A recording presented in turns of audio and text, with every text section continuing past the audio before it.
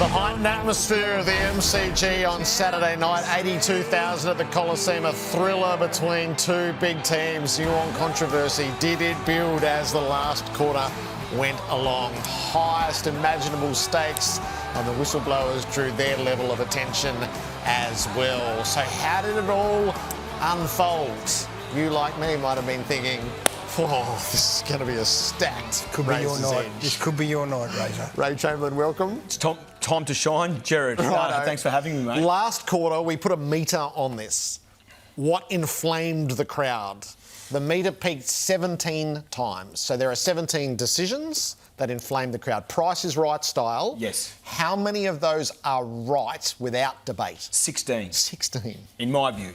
Without debate's the key question there, Jared. Yes, we're going to debate. 16 of the 17 are right. One addendum before we hit the last quarter. Craig McRae said today, Collingwood only asked about one decision. It was from the second quarter. It was high contact against Maynard to Mullen. What would they have been told? Yeah, so in this circumstance here, Maynard closes the space, and what the umpires are wanting to see from him is that he's stationary or near stationary. Now, people will argue that Mullen lowered his head somewhat. The action Manner. that would... it's actually Manner, isn't it? Yeah, Sorry, Manner. that's my fault. The action that would draw the umpire's attention is that Braden seizes up with a bumping sort of brace as opposed to stationary, near stationary attempt to tackle. So if he drives into his chest in a tackling motion, then that will actually be prior opportunity. But with Maynard bracing with the hit the bump type style, our umpires will err towards high contact and pay the free kick for that. Was that a free kick to Manor? Yes. Can we have a look at it again? If you like. Did he not lower his head and run into Braden Maynard? Yeah, so Won't every player do that now? Why wouldn't every player do it? So there's two parts to it, Gary, as I Yes, I was explained only a minute ago, listening. mate. So Maynard, he bumps him.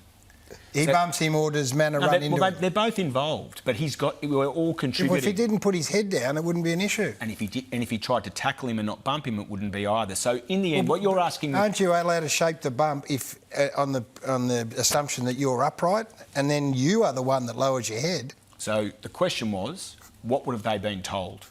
And I'm asking you, what should they have done? I'm saying that Maynard needs to attempt to tackle and not attempt to bump. And in that instance there, Gary, you get that time. I understand. You're going to err. So Sean Manor's got no liability to lower his head and run. We've all got liability. We've got liability, both of us here this evening. What I'm saying to you is that if Maynard braces himself and is stationary and it's a tackling motion, he's more likely not to be penalised. That's all I'm saying. No, I understand. I'm happy to have it out with you. We are told if you elect to bump, you can do so legally. You can. If you hit someone in the head, then you'll come under scrutiny. Yes. In that instance, surely Sean Manor's responsible for the hit to the head. I would suggest to you that there's a level of responsibility by both parties. I would say to you that Manor's winning the football, and the umpire has to determine, does he lower his head in attempt to obtain possession of the football, or... He's got the football. He's already down. He's got the football and he ducks his head. So did he lower? He ducked his head. Did he lower? Does it make any difference of whether he ducked his head or not? Does his head go down further or not? It's marginal. Yeah. So the umpire's going to err on paying a free kick for high contact. Right, I know we've got time. That was just the addendum. Yeah. Yeah, right, keep going. Right. Darcy Moore, push in the back. Yes, so... Free kick or not? I think this is an excellent decision for a push in the back free kick. The first action is a push in the back of Neil to work him under the ball, create the space. Then he goes back after the football. My problem with this one, Jared, is that if this is a correct free kick, which I believe it is, we have an example from earlier in the year where the AFL umpiring department told us that to not pay a free kick was accurate, and that was Buku Kamas and Jordan De Goey, where he bumps him under the ball. And the feedback we received for this is that De Goey's force doesn't meet the threshold for unduly pushing the back.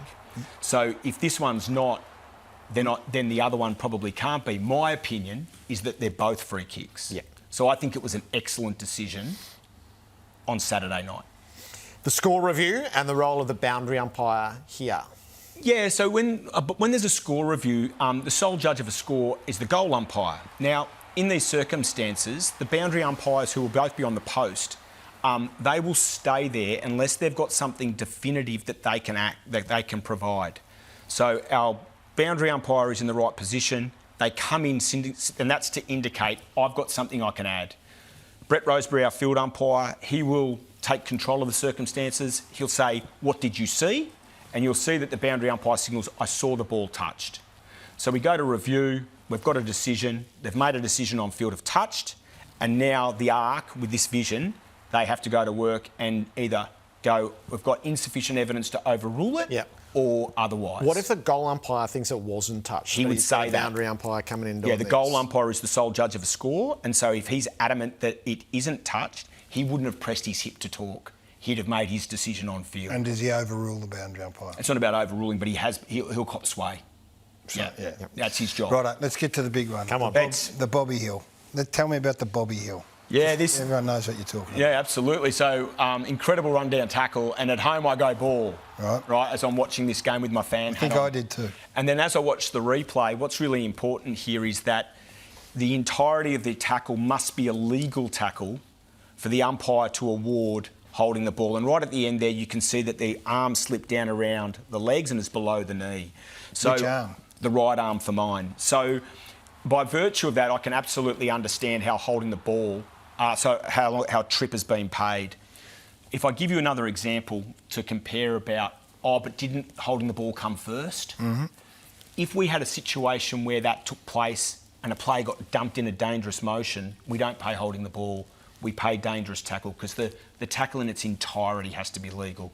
So this is one that sits in the margins, and I can totally understand the decision from the umpire. Yeah, I'm not going to argue that because you and I can't agree on that. Really. So that's okay. I get that. But the consistency is what people want. Well, that's right. We saw another one in another game on the weekend, which was with Sicily in the Hawthorn versus Richmond game. And in this example here, you can see that it starts above the hips but ends up below the knees. We pay holding the ball. That's an incorrect decision. So in this instance here, we need to pay a trip as well. Right, so that's a bad decision. It's an incorrect decision. Incorrect decision. What would you have paid in the Bobby Hill scenario, just for what it's worth? Yeah, so live sitting on the couch with my fan hat on, I went ball. Yeah. Right, but as I said, on ground, processing, you've got to see it legal. And so the umpires watched it in its entirety. He didn't get a motive. He didn't cheer like a fan like I was.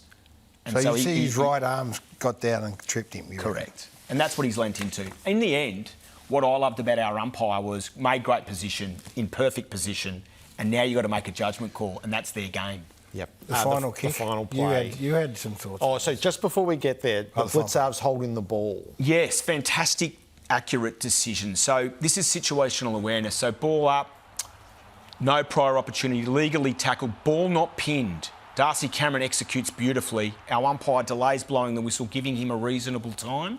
The laws of the game demand that Blitzarves makes a genuine attempt to handball or kick, and he does neither. Yep. Holding the ball has to be paid. Great decision. He was hoping that someone would jump on top of it. And hoping for the ball up to kill time.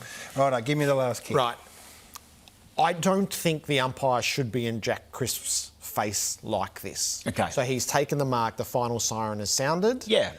That's invasive, I reckon. I get what's going on and the game management. Yes. But that is too in his face in the moment of maximum consequence. And so I thought the best one I can think of is Dan Houston for Port Adelaide. Almost the same shot. Yes. No umpire in his face and in his space. Yes. So I'm sure the instruction is given from somewhere, but just give the guy, he's about to try to win the game here. Don't be in his face like that. Yeah, and I can understand that. So there's two parts to this. The umpire that we can see on the screen there is Simon Meredith, and his role there is on the mark, so he's adjacent to the mark. The umpire you're referencing in that circumstance is in the protected area, so we're instructed to get behind the kicker so we can get a line of sight on the kick. And I don't know whether Jack Crisp asked him anything or not. I don't know that. So maybe he did. Where can I hook it around that way? I don't know. I totally understand your position, though. Don't be right there. He's about to try to win the game. Absolutely. But again, as I said, they're in different roles. And did Jack Crisp engage in the conversation? I don't know. All right. Razor's Edge. Thank you. Thanks for having me.